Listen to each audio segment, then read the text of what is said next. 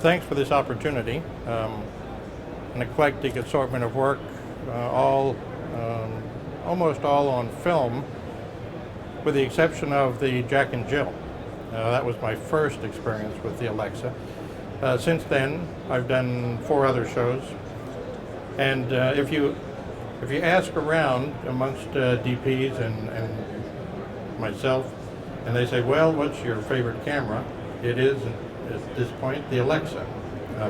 We did extensive testing because Jack and Jill was a lot of motion control, a lot of compositing, and we were concerned that entering the digital age with Adam Sandler, who prefers working on digital because he likes to turn on the camera and let it run, we were concerned that it wouldn't be just the convenience of running digital so that Adam could improvise, but how was it going to fit into now a very sort of controlled new world for him, but an important one, digital effects. How was it going to composite? So the guys in the effects digital department, we ran 4 tests, 4 different cameras, and by far they said the Alexa was the one that gave them the greatest control, color, resolution, and all of that stuff. So that became our camera of choice. And it was a good one.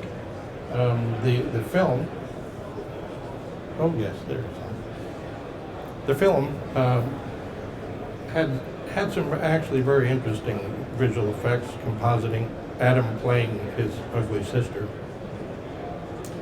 It also has a unique distinction in that it was voted one of the 10 worst films of that year, which goes to show that even with a great camera, you can't necessarily overcome the material.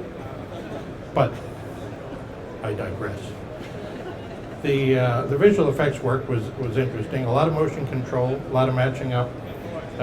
We did all kinds of things that required locking the camera to an on-set compositing. We did driving sequences with Adam in the front seat of a car, sitting next to his sister. And we used automated lighting, rock and roll lights, which we programmed to repeat so that we could have a yellow light sweep across the both of them. So we would shoot one side, the A side, then play it back, and it all locked perfectly. So it's become one of our favorite cameras, partly because of that quality aspect, but also it's very user friendly. I know that the assistants love it because the menus and so forth, you don't have to go down into sub-menus and so forth and so forth. Ergonomically, it's really very nice. So I would have to say that my first digital experience with the Arri was an extremely good one, to the extent that I've subsequently sort of specified it on my subsequent shows.